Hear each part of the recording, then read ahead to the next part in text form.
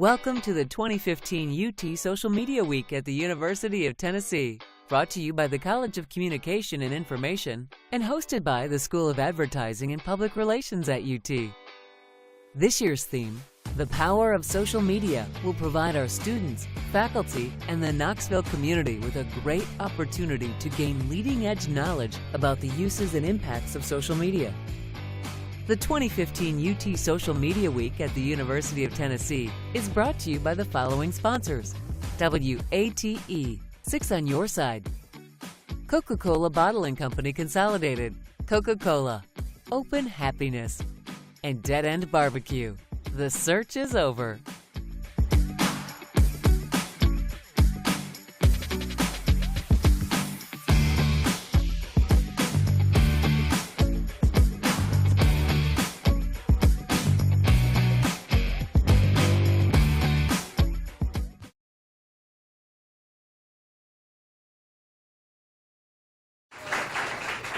Thank you very much for that intro. Hi, everyone.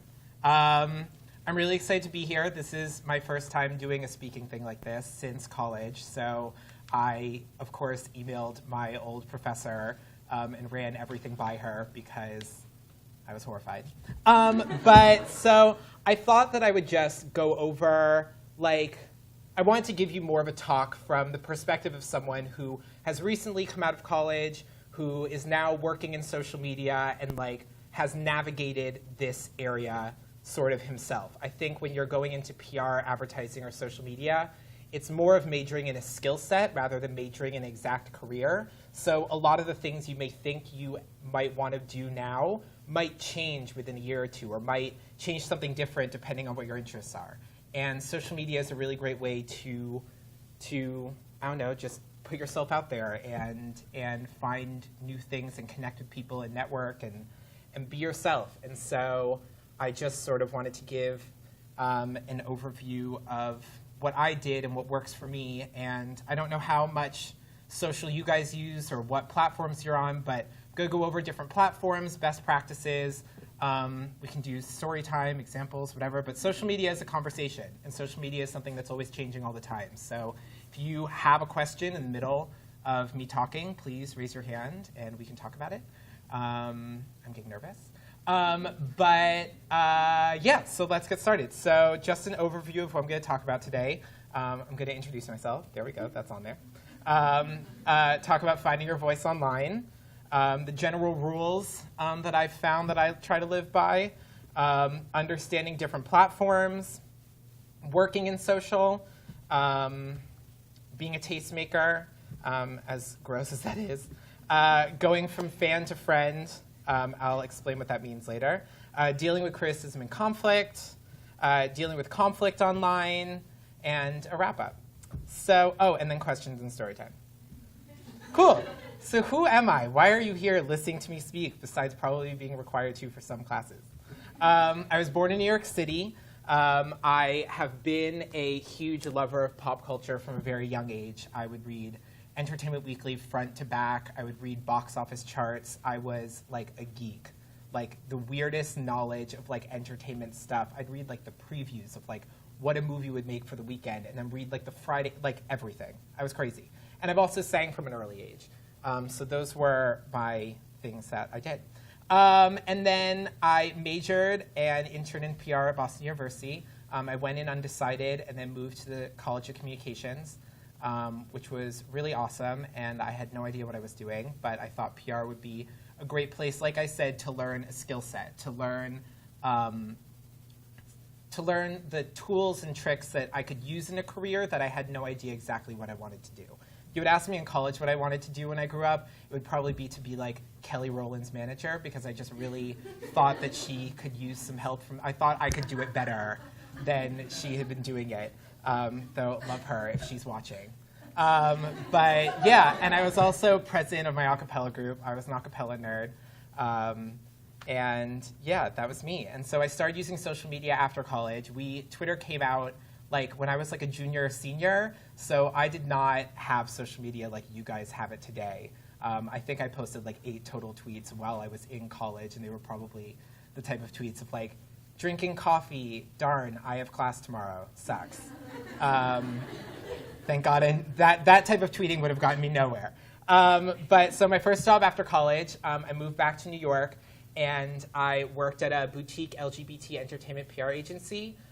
We were sort of, I'd call us a booster pack to regular PR agencies or in-house PR agencies for movie studios and record labels and stuff of that sort. So we would be hired on to work, on a Britney Spears album. We would be hired to do like her gay press outreach, gay club outreach, stuff of that nature, just like in niche markets.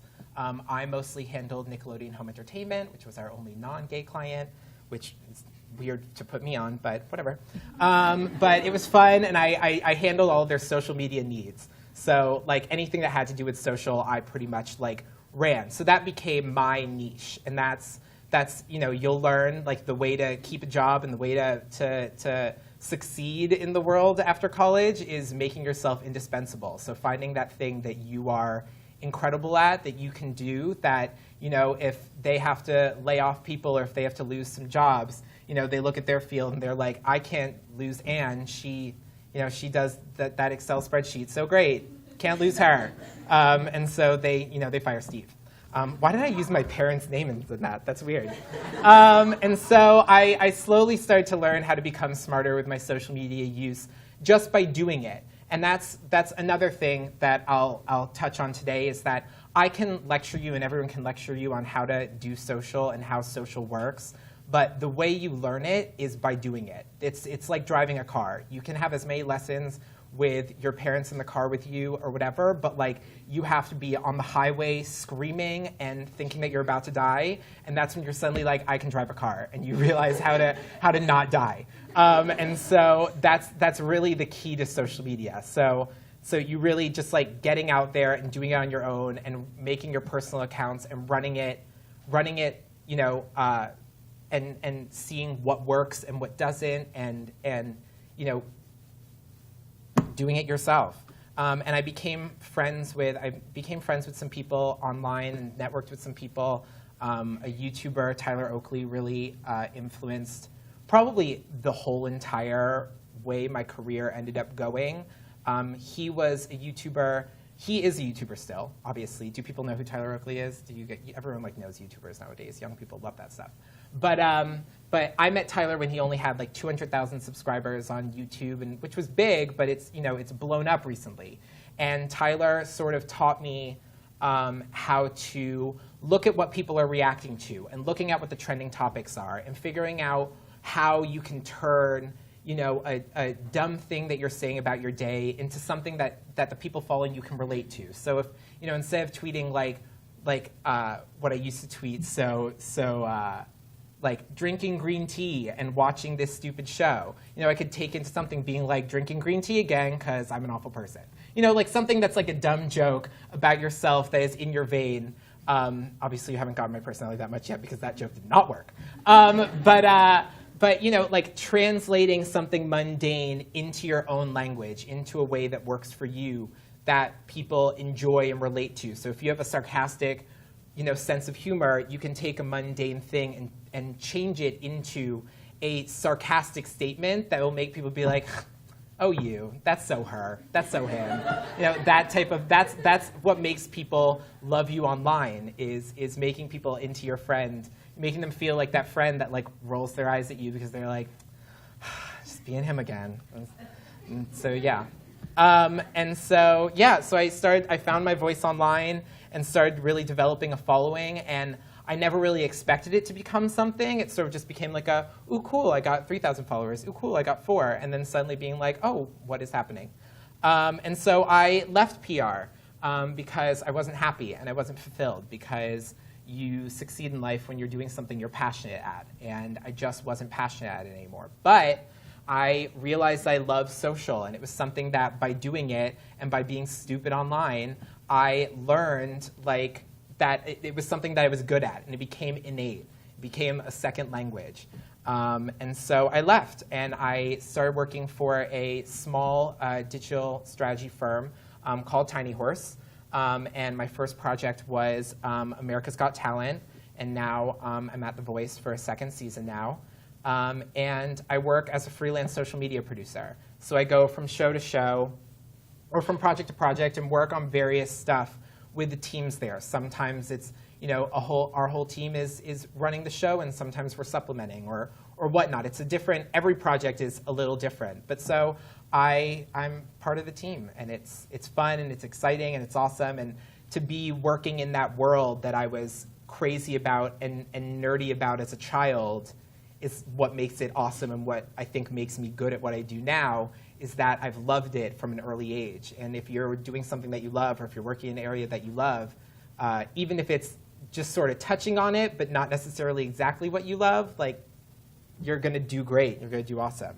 And so talking about finding your voice online, you have to ask yourself, what are your interests? What are you passionate about? What do you love? It can be the stupidest thing in the whole entire world. If you love anime, if you love random soap operas, if you love whatever your niche thing is, there is an audience, or there is a fandom online that you can become friends with and talk to people and find people online. Are there people like behind the column? Oh, you're the furthest over there. I want to make sure I was looking at everyone.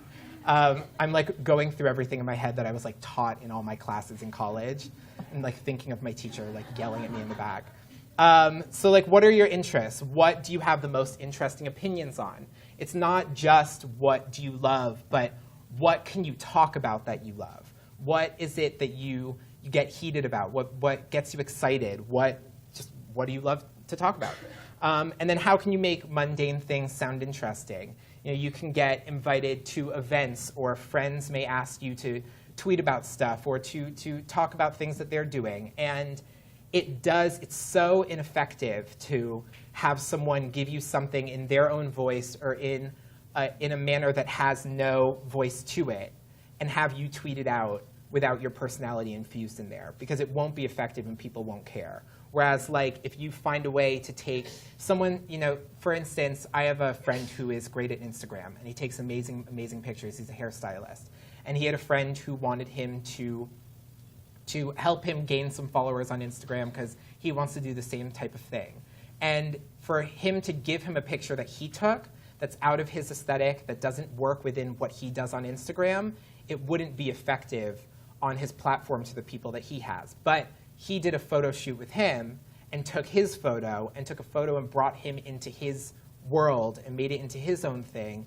And that way he could post it being like, this is my friend that I took a great photo of, go check him out. Stuff like that, bringing it into your language, or bringing it into just visually how you do things, will make it so much more effective. If he had just given him like a square ad that was, in whatever type of font, or whatever type of, colors, or anything, even the smallest thing, people look at it and it takes them out of what they're expecting from you.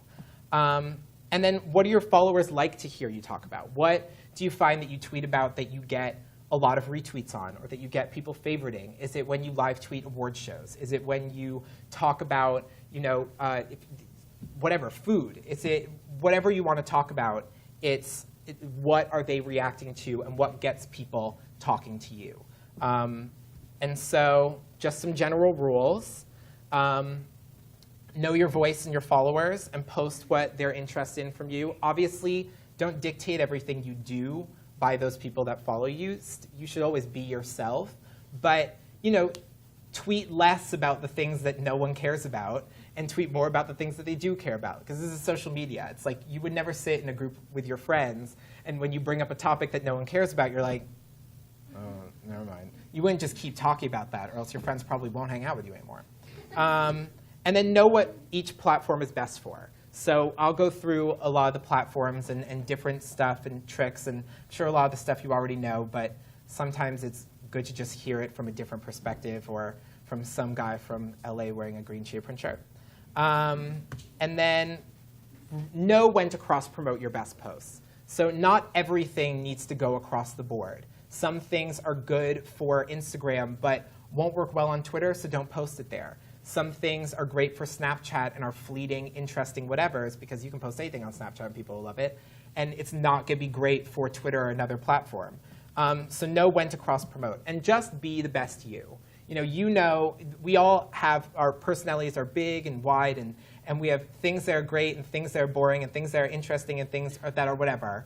But be the best you online, or project the best you, and hold yourself to those standards. And never lie or steal content. I had exaggerate up there on don't exaggerate, but I realized I exaggerate literally everything, so I don't even know why that was up there. But just like, of course, you don't want to make enemies online, or make people hate you because you're just stealing jokes from Tumblr, or lying about being at events, being like, oh my God, Beyonce's here. She's not there. Not happening. And then just be consistent. It's consistent in every single sense of the word. You want to be consistent in the amount that you post. You want to be consistent in what you say, and your tone, and your opinions. People will notice, especially when I'm working in entertainment, and I have friends in entertainment and tweet about my opinions on music and movies and stuff. If I tweeted long ago about how I hated Taylor Swift, and then all this stuff happened this last year, Lord knows, I would be hung out to dry online, because fans will go and try to find any reason to not like you, and if it's lying or changing your opinion, strategically online, people will find that, and they will. It just happened with that guy who just got hired for The Daily Show. They go back and they find those old tweets, and they will kill you. So anyways, got dramatic. So the different platforms that I'll go over: Twitter, Instagram, Vine, Snapchat, YouTube, Tumblr, Facebook, and more. So first with Twitter. Twitter's going to be where you more put your day-to-day thoughts and reactions. I'm sure, how many people, is everyone here on Twitter? Everyone here tweets? Yeah? Cool. So it's going to be, you want to do a good mix of personal info that'll let people know who you are and get to know you, and your reactions and opinions on hot topics that you care about. So you don't want to only be posting about what you think about this TV show, or what you think about whatever. You want to also take those mundane things that you do and change them into your voice and make them interesting for people, so that way they get to know who you are. Because you want people to become fans of you. You don't want them to become fans of your opinions. You don't want them to become fans of your talents. You want them to become fans of you, because once they're fans of you, they'll become fans of everything you do. And so that's when you get high engagement on stuff, because people like you as a person. And then stronger, more unique statements perform best. Saying that this movie was okay, no one's going to retweet that opinion. Everyone has the opinion like that movie was blah. But if you find an interesting way to say it, or highlight something that you loved about the movie, or make some outlandish statement that it was as horrible as, I don't know, barbecue up north, then people will be like, everyone in this room would be like, I had barbecue before I came here, so I'm very happy. And making sure you don't overtweet. You don't want to spam people. But during major events, you want to ride the wave. You want to see what are people talking about, what's big that's happening. During the Super Bowl, literally you could tweet with the hashtag, and people would retweet that, being like, I know, same. People will eat all that stuff up. Whereas if you're live tweeting having lunch with your friend, eventually people are going to be like, I'm not there, and it doesn't sound like a great lunch. That's boring. So you want to really ride the wave and see what's happening. For instance, if you are a One Direction fan, or if you ever tweet about anything, and Zayn leaving One Direction this past week, anything that you tweeted about that, boom, everywhere. That type of stuff, when a huge pop culture event, people love to hear opinions on that. And if you can make a funny joke, or if you can make a meme, or if you can say something about it that's interesting, go for it. Because that is when you're going to have a ton of people with their eyes on a topic, and you can broaden your reach and reach new people and find new people to follow you that would have never found you before, because they weren't caring about your lunch, but they care about your topic on Zayn. And then they'll follow you and see who you really are. Now onto Instagram. You want to have standards for yourself, not posting every picture without a filter, or with a filter, or with different filters. Keep it clean, keep it consistent, and develop an aesthetic.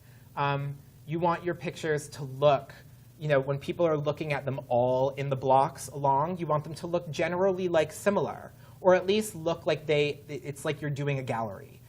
Because people follow people on Instagram, either one, because they're your friends, so they feel like they have to, or else you're going to bring it up next time you see them, and that's going to get awkward. Or, there we go, she knows. Or they're going to follow you because they're like, this person has great photos. And so it's once again taking, if you're at the beach with friends, or if you're here or whatever, finding a photo that fits into that mold or that standard that you have and using it there. And not just posting every single photo you have. And that's where visual mediums is where it requires like the most consistency, because you want to be posting regularly. It doesn't have to be as regularly as Twitter. A photo a day is perfectly fine. A photo every 3 days is good. But making sure that all your photos look consistent and that people know what they're coming to you for. You want people to know that they're coming to you for this, this, this, and that's what they're going to get, and that's why they stay and they stick around. Because if you're not consistent, that's when people, you post the one thing that they're like, that's an ugly photo, they'll just be like, unfollow. Because they can't think in their head, like, why am I here? Why am I following this person? And then figure out, again, what your followers like to see. It's the same thing with Twitter. What do they like to see pictures of? Do you go hiking a lot? Do they like to see pictures of scenic stuff, like the Smoky Mountains? Or, which I found out about today, so that's a name drop. Or do they like your food pictures? Or do they like pictures of you with your friends? Or do you take great, shots at the beach? Or, whatever. Like, whatever it is that you like to take photos of, be consistent and see what people are reacting to or enjoying, and post those types of photos. And again, don't share everything to other platforms. Ever since Instagram doesn't show up in Twitter like it used to, you don't want to push every single photo to Twitter, because if people have to do anything more than see something right there on their screen, if they have to click a link, if they have to go far, they're not going to do it. Everyone's lazy. Everyone on the internet is lazy and dumber than you even think. And so you have to make it as easy as you can for them. One trick that I do is, if I'm going to cross-promote something, I'll take a picture that I post on Instagram, save the picture to my camera roll, and then post it natively to Twitter with the Instagram link in there. So that way the link to your Instagram is there, so that way it reminds people you have an Instagram, so if they want to see more pictures from you, to head on over there. And that way they don't have to click anything, and the picture is right there. So they're more likely to retweet and favorite, because they can actually see what it is right there at that moment. Of course, if you want to be really strategic and you're posting a photo that's like, it's going to like get insane buzz online or get people talking, post that photo without the native thing, so that way once people click on it and find out what it is, it'll get people heading over to your Instagram to see what it is, and that'll promote your Instagram. But you just want to be strategic. Some people that I think that have great aesthetics on Instagram and are really consistent, Connor Franta is a big YouTuber. I'm sure a bunch of you probably know who he is. Yeah? Yeah, probably. All right, well, maybe not. He's a pretty huge YouTuber. He's one of the ones, he has like a book deal and this deal and that deal, and he's touring and everything. But he takes really, really great photos, and they're always consistent, and they're always interesting and artsy, and they're him. And when you look at the photos, you get a sense of who he is without him even needing to speak. And then my friend Kyle Krieger, who is a hairstylist, he takes really great photos. A lot of them are I was about to say like more adult, but that makes it sound like pornography. But they are more. He takes a lot of like really cool, interesting like shots that are with less clothing. So that's why I'm not putting examples up on the screen. But feel free to peruse. But he is really, really wonderful, and you get an idea of who he is, and you get pictures of his sister, who's a big soccer player, and you get pictures of his family and him hiking and his dog, and him doing really, really interesting, cool shots that are really like nice photos. So those would be good people to follow. Vine is humongous. It is new. Well, it's not new. That makes me sound old, but Vine requires the biggest personality and the biggest wow factor. This is where you take the crazy facet of your personality that thinks of a crazy idea, like, gosh, it would be so funny if I like did this and blah, blah, blah, and you laugh and don't do it. For Vine, do it. except if it's going to get you arrested. No one likes those Viners. But like, you need to have big personality and you need to have a wow factor, and that's what will work on Vine, because you have 6 seconds to get people interested, and the only way that they'll loop it more is if it ends and they go, what the, like, at what just happened. Or if you make a funny joke, or if if you sing, Vine, and whenever I'm dealing with anyone who likes to sing, I'm like, start doing covers on Vine. Because you never know when all you need is one Vine that goes viral, and that sets the course right there, and you can blow up. One big tip that works really, really well, or a good trick, is to have the Vine cut off like it ends before it's supposed to end. So have the end be when someone is in like the middle of saying something, or when something big is about to happen, like you're doing something and someone gets mad, it's them looking like they're about to shout, and then it starts back to the beginning. Because then people are like, wait, and they're caught off guard, they'll loop the Vine more, and they'll be like, what just happened? And that gets people watching your Vine more. So there's a little trick. And then just like everything, cross-promote your best content. So if you have a Vine that'll work really well on Twitter, that deals with a hot topic that people are talking about, that there's a trending topic that it applies to, post that Vine to Twitter. Vines now loop on Tumblr. So all of my Vines, I make sure to post to Tumblr with any relevant hashtags, and it takes the amount of loops from like 100 to like 7,000 in a second. And Tumblr is not like my best platform. And then just don't be afraid to be crazy and out there. Obviously, of course, still hold yourself to standards. Don't do anything your parents would be unproud of. Well, I mean, do a few of them, but not the really worst stuff. But be out there and be loud and funny, because that's what people love on Vine. That's why a lot of the people that become famous with Vine are horrible people. But be a good person and be on Vine. And yeah, have fun. And the risks do pay off more on Vine than anywhere else. Snapchat. Snapchat is, I'm sure all of you are on Snapchat, and I'm sure the parents in this room are horrified by the abilities of Snapchat, as I am. But Snapchat is the easiest platform to manage, because you can post anything and everything to Snapchat, and that is horrifying. And it will go away, and you can't produce it, and you can't, you can because there are third-party apps, but it's on the go. So if you're, for instance, I have a few friends who are in Fifth Harmony. So I was at a Fifth Harmony concert and hanging out with them, and I tweeted that I would be doing a Snapchat story from the Fifth Harmony concert, and suddenly my Snapchat just blew up with Brazilian fans following my Snapchat and liking everything and watching everything, and I was just literally just like waving my phone, posting bad videos of the concert. And people love it. And you can do interesting, fun stories from there. You can get really interesting and like plan out like a YouTube video, plan out something fun you're gonna do, whether it's pranking your friend or whether it's going on a day trip or hiking a mountain or showing someone, if you're making a cool food dish or something, and use Snapchat to like show people how you're cooking it and like show the steps of it along the way. You can do really fun stuff with Snapchat, and it doesn't take a lot of thought.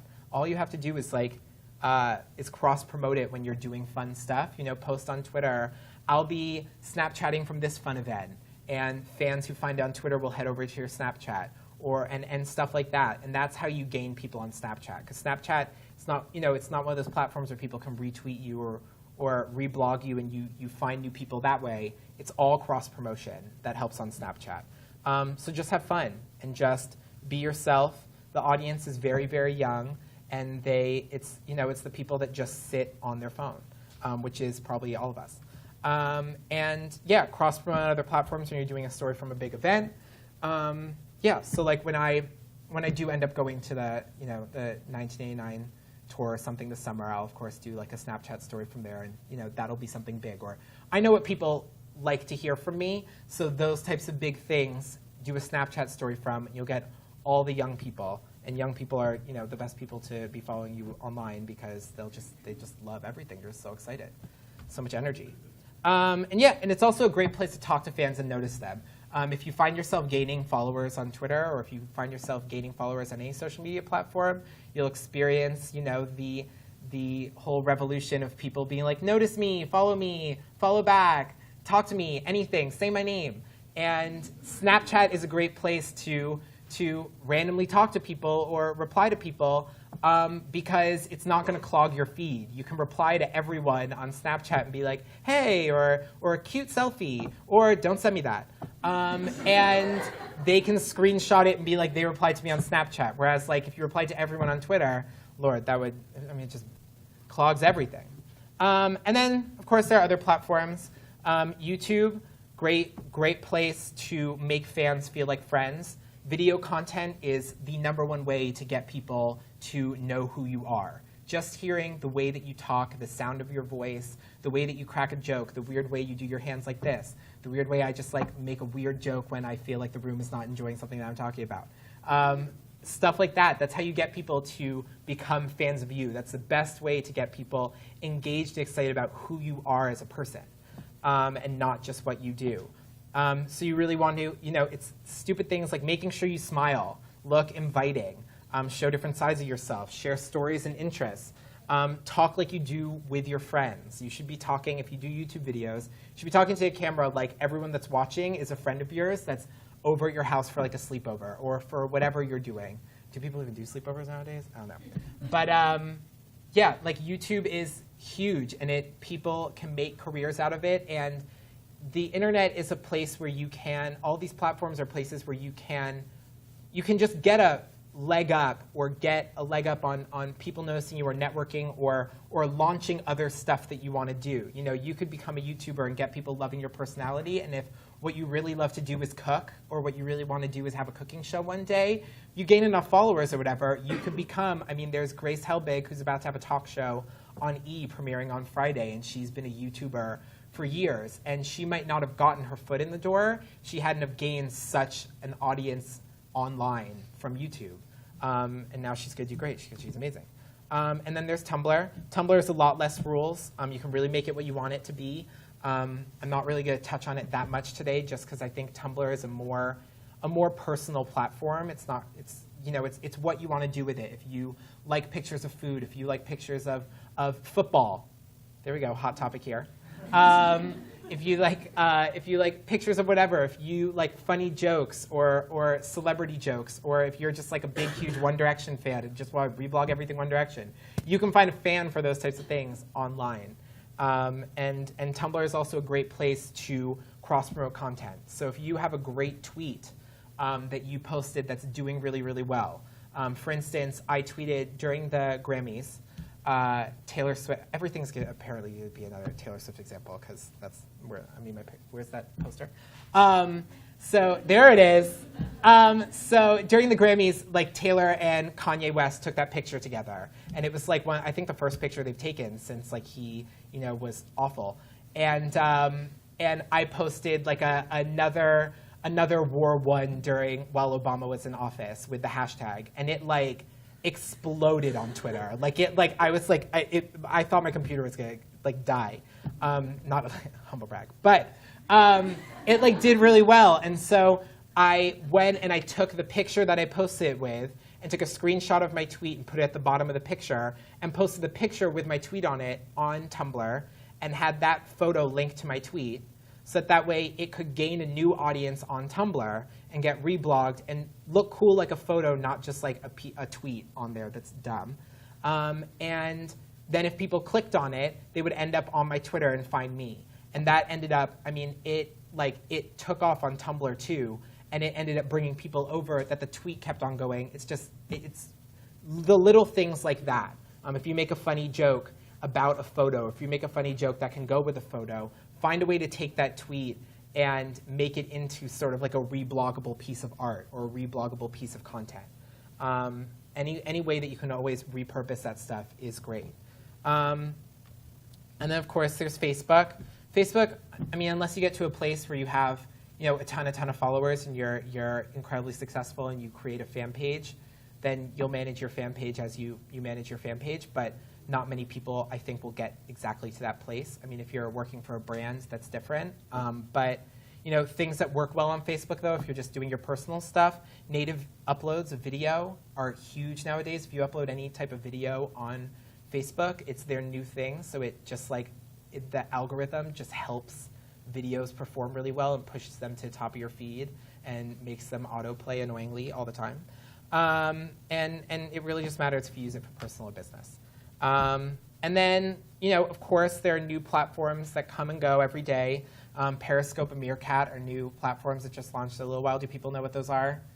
Yeah, people mostly know what they are. If you don't, they're live streaming video apps. So you can live stream video from anywhere. So I was at a party on Saturday night, and Nick Jonas started performing on a couch. And so I just Periscoped it from there, and that brings people over to the new Periscope account. And I found a place where people who followed me on Twitter be interested about what I was Periscoping. And it's just, you can find, people love, apparently the new trend on Periscope is to Periscope what's in your refrigerator, because people like to see what's in your refrigerator. I don't know, people are weird, we all have fetishes. But, with any new platform, they come and go. A lot, will last for like a few months or a year. Some are dumb, some are great. Some, you never expect like Vine to like still be here, and now it's huge and making people who are making so much money, it's disgusting. But get to know those platforms and always like be quick to join them and create an account with your username. So that way you have your name booked, no one can take it, and when you want to go on there, you finally have that name. I was not smart about that when I joined Snapchat because I thought that was dumb and that was going to go nowhere, and like, well, I was an idiot. But now I have to have like Mr. Alexander Gold instead of Alexander Gold, which just, it makes it easier for people if you have one name across the board. That just lets people know who you are, and it makes it easier for them to find you.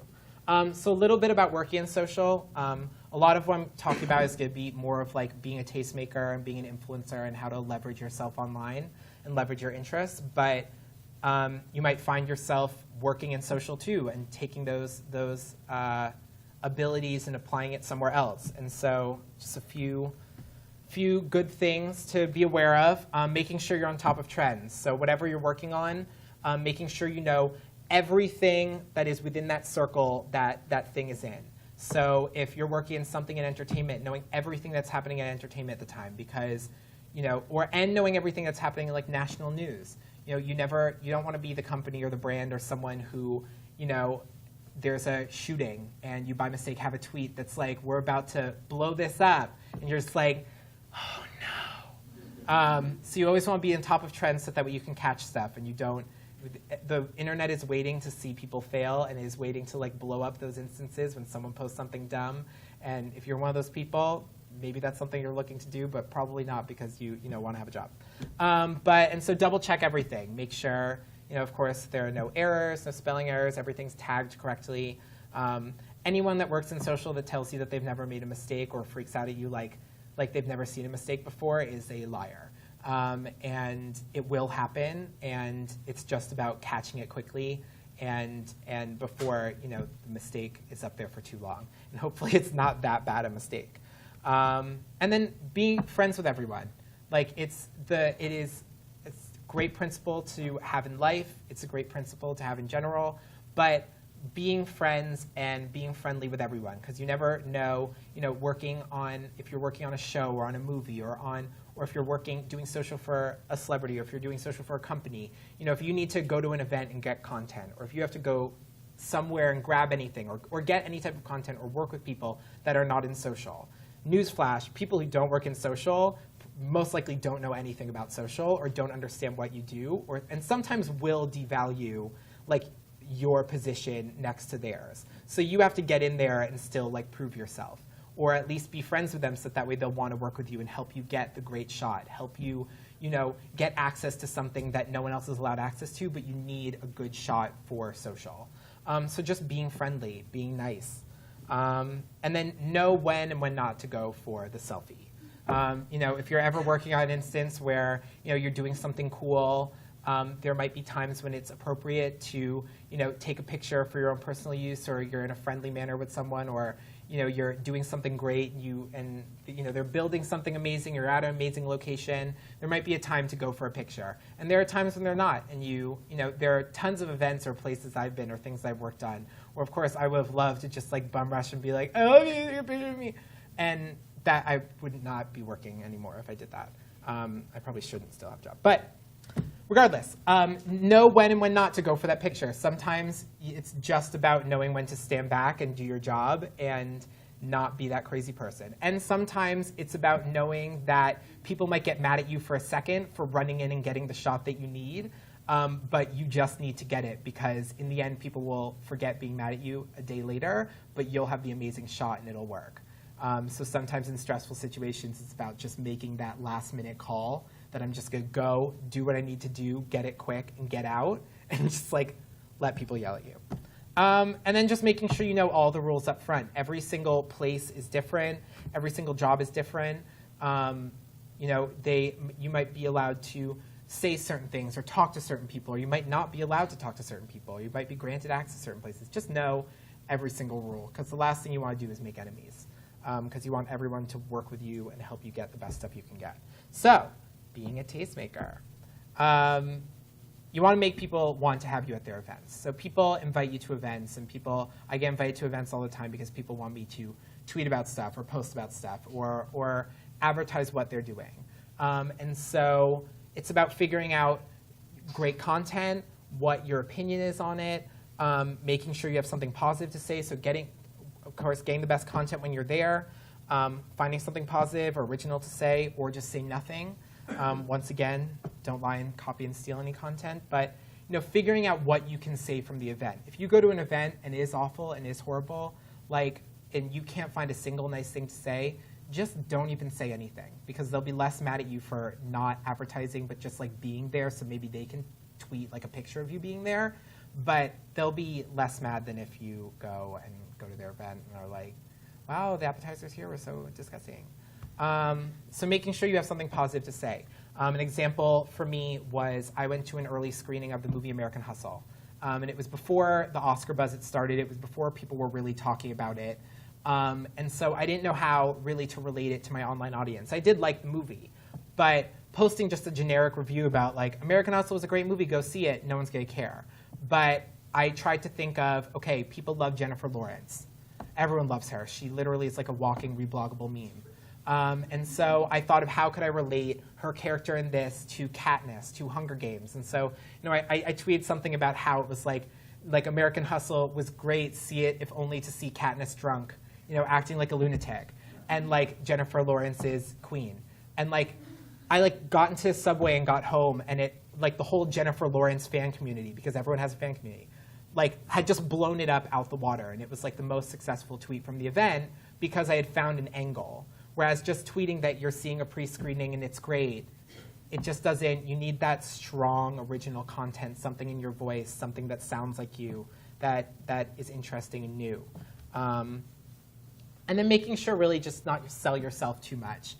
Go to events, talk about stuff that you like, talk about stuff that you're genuinely interested in, but if you don't care about seafood and you're invited to a huge clam bake or whatever, and people know that all you do online is talk about how much you hate seafood, suddenly you're I love all this seafood at this event, people are going to be like, okay, no. You want to walk the fine line of working with brands and working with sponsors if you get to that level, or going to events and tweeting about stuff that people want you to tweet about, but making sure it still fits within who you are. And if you can't find a way for it to work with you, don't talk about it or don't do it. And collaborate with other people. The best way to grow your audience is to work with other people. So whether it's, you're big on Instagram and you have another friend that's big on Instagram, and you take a picture, they take a picture of you, or you take a picture together for their platform, you take a different picture for yours that both fit into your own worlds, brings people over to both platforms and introduces you. Collabs on YouTube are huge and bring people into new audiences. So collaborate with those people. When I got a haircut yesterday before I came here from Kyle, the Instagrammer, and we took a picture. He usually, when he has time, will do a haircut, and then he'll go take a photo of your haircut out back, and he'll promote your account or post something about you within his aesthetic. And then I would take a haircut selfie with him and his dog in the mirror. Not would, I did. And that way I have something to push to him and he has something to push to me, and they're both within our aesthetics. Mine's, a gratuitous selfie, and his is, a piece of artwork. So yeah, and then when you're doing this stuff in social, things will happen where you'll become, you can become friends with people who you are genuinely fans of. This can be on any level. Say you love another food blogger and you finally meet them and they're amazing and you guys click and you guys become good friends. Or if you connect with a celebrity or a local singer or anyone that you become friends with, you want to make sure that your online world doesn't get weird because of it. So don't talk or report about everything you know or do. Don't, know that some things are personal. Know when to put your phone away. Don't make it seem like every single time that you guys are hanging out or whatever, that it's so you can grab content or so you can post stuff to talk about how cool you are. Hanging out with someone you love or hanging out with your idol. Oh, I got thirsty. So yeah, and then of course keep being a fan. Keep being genuinely a fan and supporting the person, those people that you become friends with online. But just be careful always to just not cross lines. Don't talk about stuff that they wouldn't want you to talk about as friends that all the fans are talking about. Don't, there are topics all the time that I'll get tweeted about various people that I've become friends with through Twitter or through social media that I'm not going to touch on because it would upset the person that you're friends with. And that's on any level with anyone. Just always online know when things are personal and when things are just not to be talked about online or something to take offline. So the big story about how going from a fan to a friend online. So I'm sure you guys have seen the poster.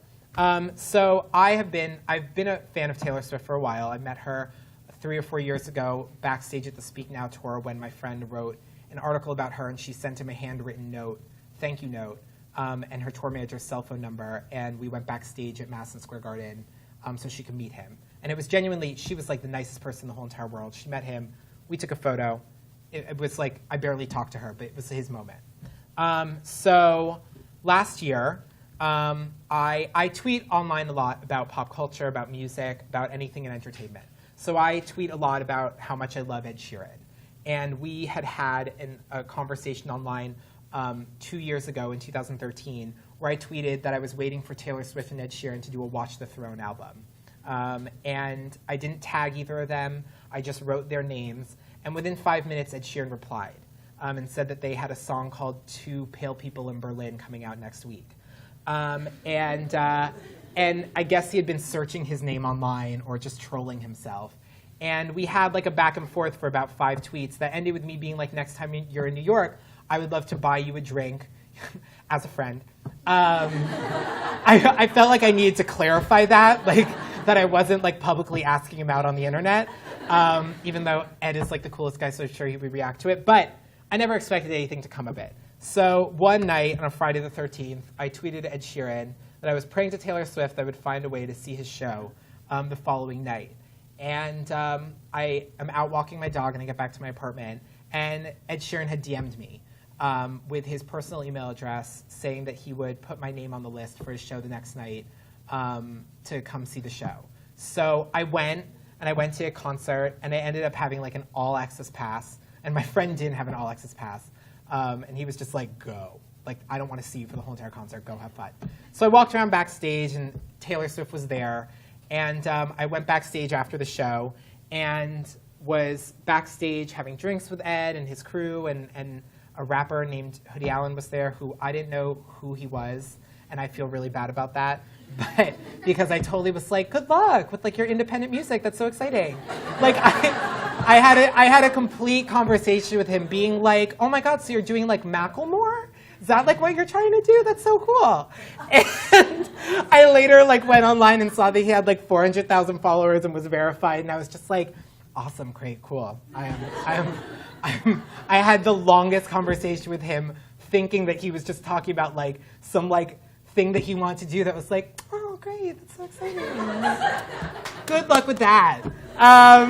But he was really, really nice and he was really funny. But Taylor ended up coming in and we talked for a little bit, and I, was embarrassing and had I could not keep any of my comments to myself. So I told her she was flawless, and I told her that I loved her outfit, and she asked me if she should get a second cat, to which I replied that 3 cats she asked if 2 cats would be a cat lady or not, and if that would make her a cat lady. And I don't know where I pulled this out of, but I told her that 3 cats is a cat lady, but 2 cats is a party, which later she has now referenced on multiple talk shows and multiple interviews, and people ask her if she's getting a 3rd cat. It's so weird. But anyways, so we talked, and I was my embarrassing self, and we talked about everything, and Ed said he had to go to a meet and greet, and Taylor said she might leave before he came back. So I was like, can we please take like a group selfie before you leave? So we took this photo.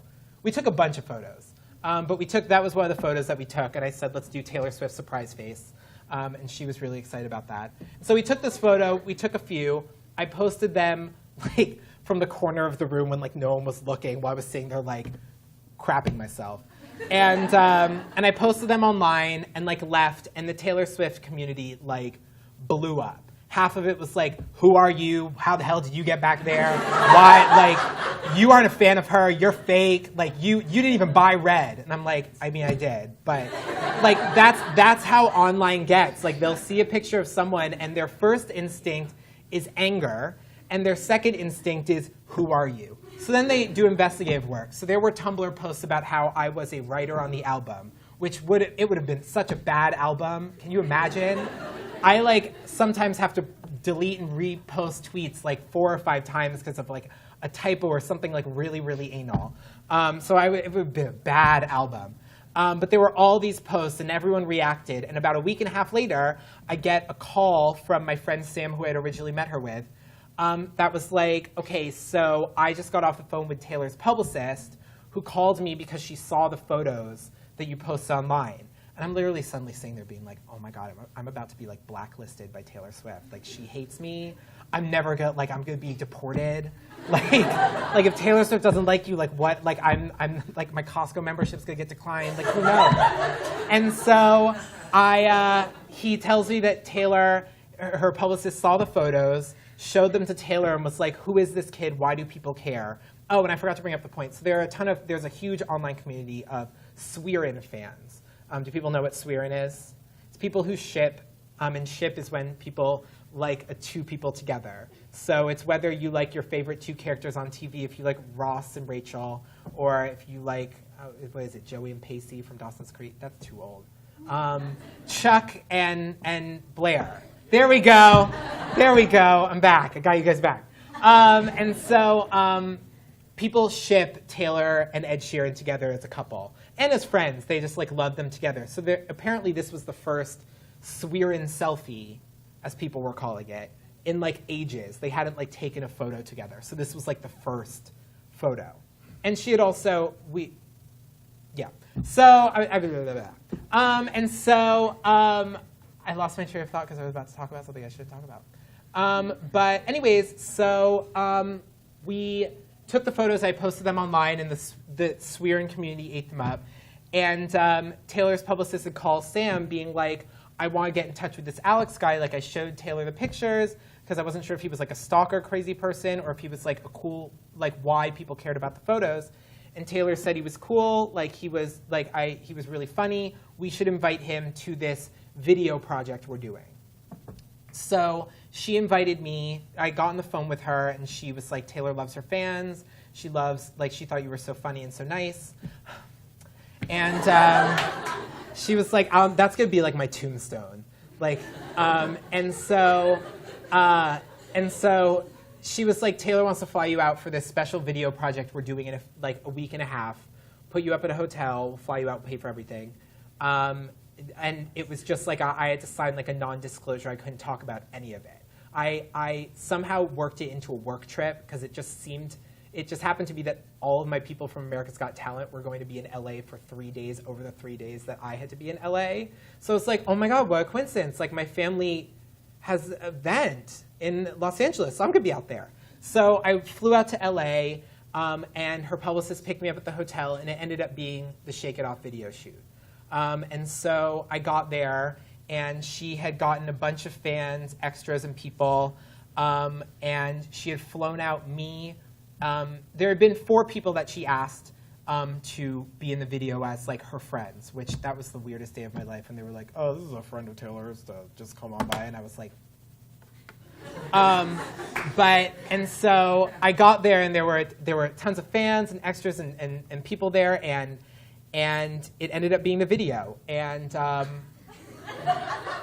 that happened, and it was a crazy day. And Taylor came up and was like, I watched your YouTube video about meeting me. Your dog is so cute. She was like, 3 cats is a cat lady, 2 cats is a party, right? And I was just sitting there being like, what are you talking about? Like, she had known all those things that I had posted about her, and she had seen the things I posted online, and she didn't hate it. She thought it was cool. She didn't think that I was a crazy person, because you always run the risk. And my biggest fear online is that people are not going to understand that, well, I am a crazy person, but people are not going to understand that, I'm making outlandish, funny jokes. I don't actually, I write funny Taylor fan fiction jokes still, even though she follows me, and I think she finds them funny, but maybe she finds them creepy, but I just stayed doing them. But I have a long-running joke that she's a witch. And so I post funny things when she has funny paparazzi shots about her doing stuff like a witch. And you always run the risk that some celebrity's going to see these and be like, think you're one of those. And so I was so scared that she was going to see the things I post online and suddenly be like, why did I invite him here? Put him back, get security. And she was really nice, and she got it, and she thought it was cool. And we hung out, we talked, and later the video came out 2 or 3 months later, and that was crazy. And it started, so that's when she started learning how to favorite tweets, retweet stuff, and do stuff online, noticing her fans. Because I'm sure you've seen her, this whole entire era of her career has been noticing fans online, which once again shows you the power of social media, in that Taylor has found a way, while being the biggest pop star on the planet at the moment, in connecting and feeling close with her fans and feeling close with people and making them feel like her friend. She's the best YouTuber ever. And so Taylor has managed to connect with people. And so she started connecting with people online. She started weirdly just trolling me. So she would randomly favorite tweets of mine about her, even though she didn't follow me and I didn't tag her. She would go on and favorite a bunch in a row. And she was a little obsessive. And then someone posted on Tumblr, that Tumblr user hates me now, but someone posted on Tumblr about that, and she gave me a shout out and cited that she knew about the coven jokes that I make about her being a witch, and she, blew my spot up, and more people came and found out about me, and our connection sort of grew a little bit more, and still really as a fan. And then one day after Blank Space came out, I woke up one morning and she had followed me on Twitter, which she does not follow any fans or people on Twitter, which is ridiculous.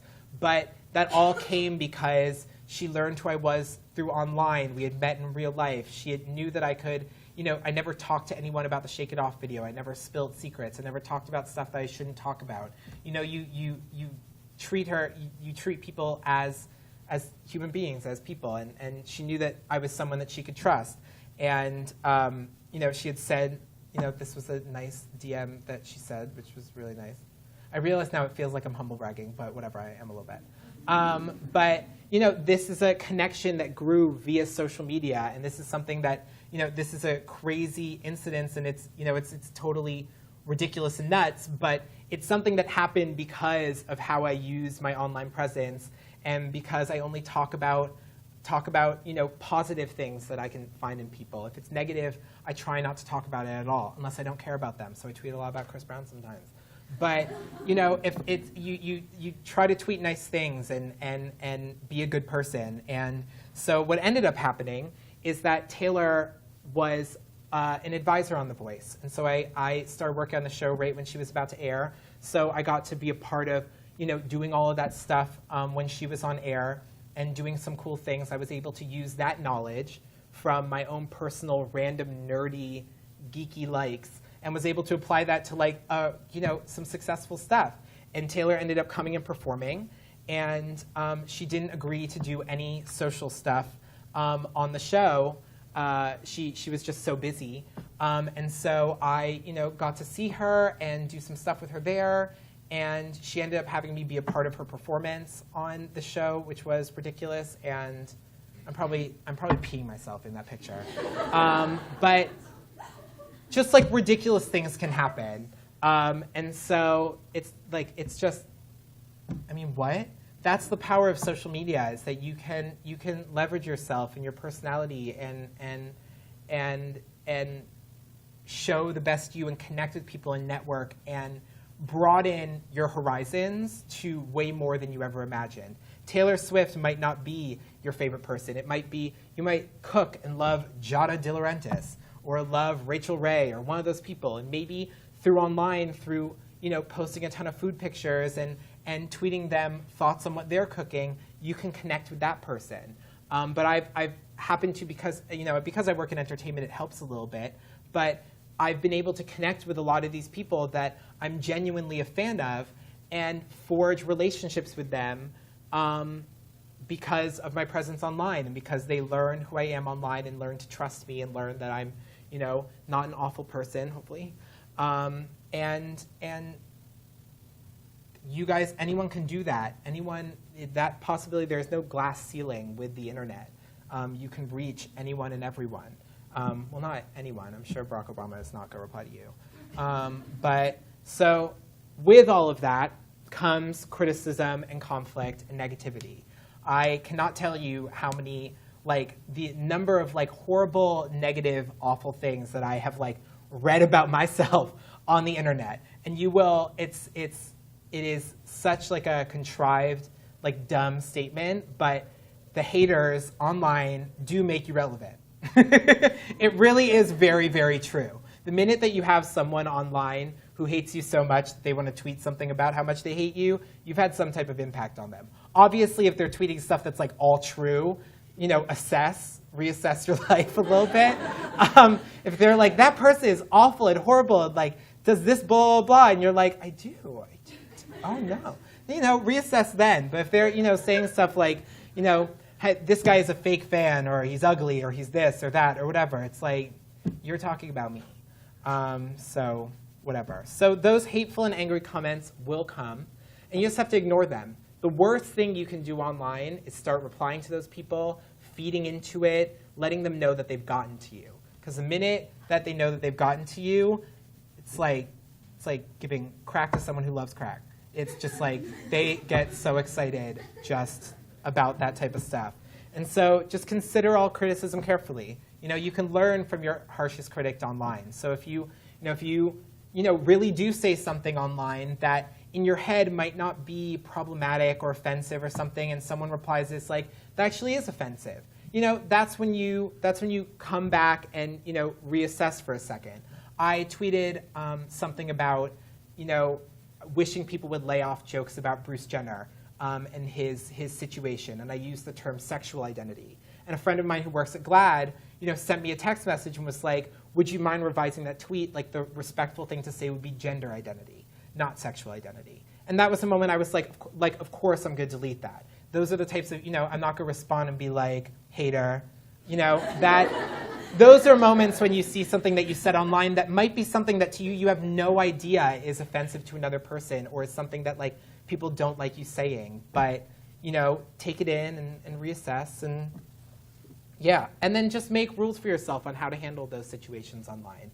Do you reply to those people and talk to them one-on-one? Do you, if you're getting a ton of hate from people, do you sort of take it all in, delete whatever you said, and then just make one general blanket statement apologizing?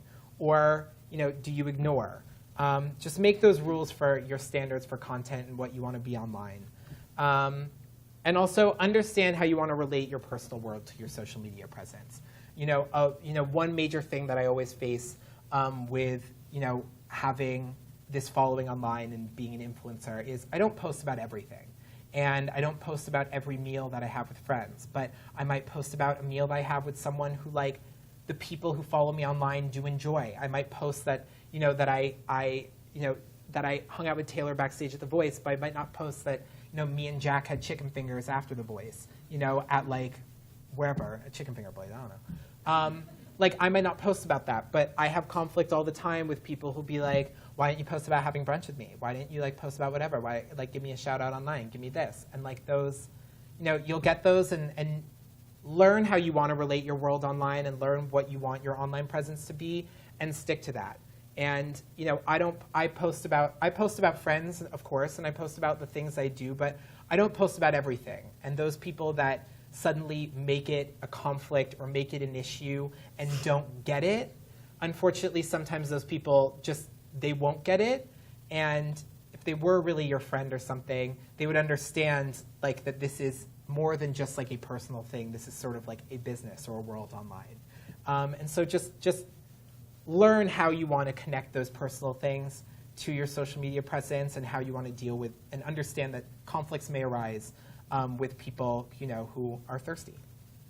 And understand, of course, like everything in life, that not everyone will like you or understand you, and that's fine. Part of having an opinion is dealing with the fact that people are going to have different opinions than you. And one place that your opinions stick, and that's easy for people to send you their different opinion, is the internet. Because everything is in writing and it's all down there. So if you thought, if you tweeted that you thought Zayn should have stayed in One Direction, you'll have all the people that love that Zayn left One Direction tweeting you being like, idiot, he should have left. And if you tweeted that you love that he left One Direction, you have the people being like, why would you say that? Like, those types of things will happen, and you can't, if you let that stuff get to you and get frustrated, you will lose your mind. You just have to accept that sometimes people will have different opinions about you, and it is okay for A and B to coexist next to each other without conflict.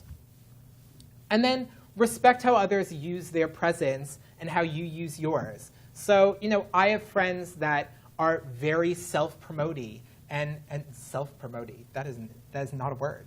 I have friends who do a lot of self-promotion online. I have friends who post a lot about stuff that I'm not interested in. And you just accept that that's what they do online. Me posting, live tweeting, listening to Taylor's album when it first came out probably annoyed people who don't like Taylor Swift that follow me. But, you respect that that's their niche. That's what they do online. That's what they do. And so respect what other people do, and don't, hating on people online and having feuds online. I mean, look at how that worked for Azalea Banks. Azalea Banks and Iggy Azalea. Everyone with the name Azalea. Didn't really work out that well for them. I mean, Papa John's won. And so just respect how other people use their presence and how you use yours, and coexist. So again, dealing with conflicts online. Always take it offline if possible. If it's a conflict between you and a friend, no one likes to see drawn out stuff online. No one comes out of an online conflict unscathed. No one comes out of an online conflict looking good. Everyone just looks stupid and like a punk. So take it offline. If you're having an issue with a friend, text them or delete whatever. Don't tweet someone being like, oh, you're tweeting from Chili's when you couldn't meet me at Arby's earlier? Wow. No one cares. And always make the decision on whether a mess up that you actually do online that people are criticizing requires a public type of apology, or whether it's a delete and ignore type of situation. You tweet something and suddenly you just see that you're getting a ton of hate from fangirls of whatever, and you just don't care for that drama. Just delete it and move on, and don't even talk about it. Because the minute you feed about it or keep talking about it, people stay. If it is a big mess up where people are really going to hold you to it, and that tweet is going to come back to bite you in the butt, apologize then and there, and accept it and move on and leave it at that. And just don't feed into unnecessary hate. So to wrap it all up, I'm talking a lot longer than I thought I was going to talk. Find out how to translate your passions online.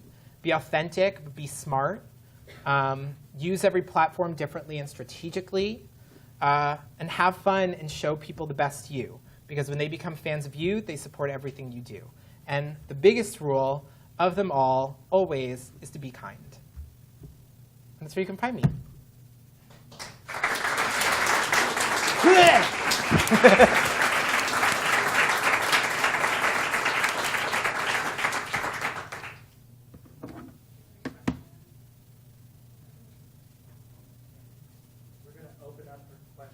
Now, and I actually have two questions. Okay. My first question, I know you reference a lot how, the things that you tweet or put on Snapchat and stuff, if you're like manager or whoever's above you finds out that you posted it and they weren't too happy about it, how you may lose your job.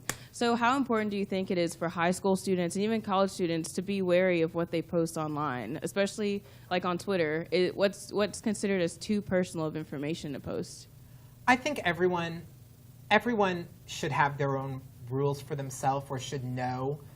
That comes down to basic morals and ethics. I think there's a line, of course, with profanity and negative statements and watching what you say. You see it happen all the time online where someone may post something like, gosh, I hate school so much, I wish I could just, go and, whatever. And that type of thing, suddenly you have the FBI knocking down your door. And it comes so little as, tweeting something about hating a class and then having, a teacher see it, or having anything, whatever. Like, always watch what you say online.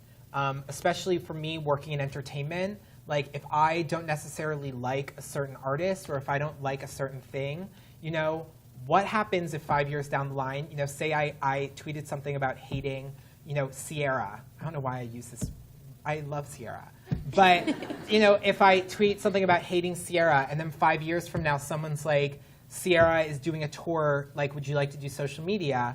And then suddenly I'm on tour, and the fans want to find out who I am and search my name in Sierra and find like a tweet being like, Sierra has no talent.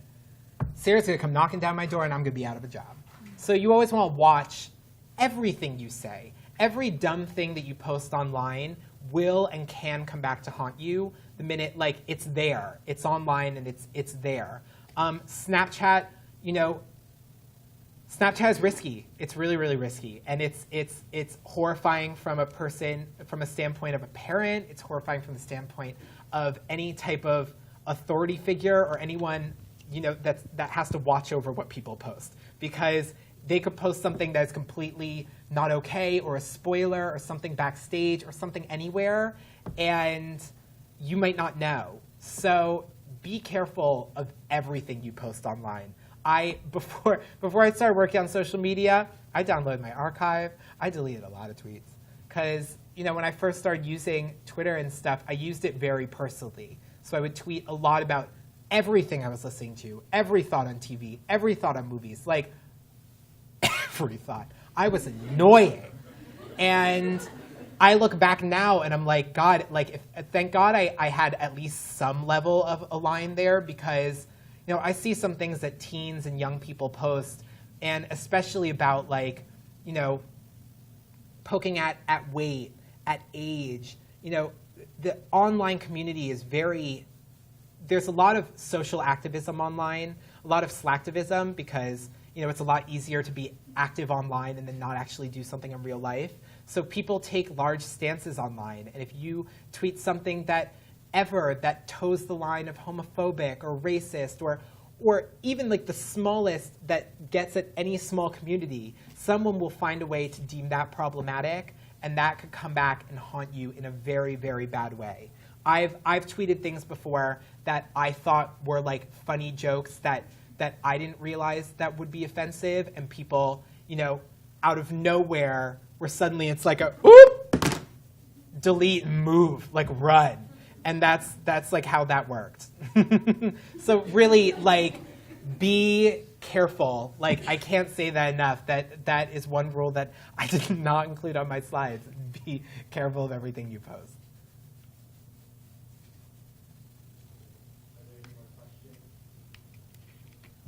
All right, can we give him one more round of applause? Thank you.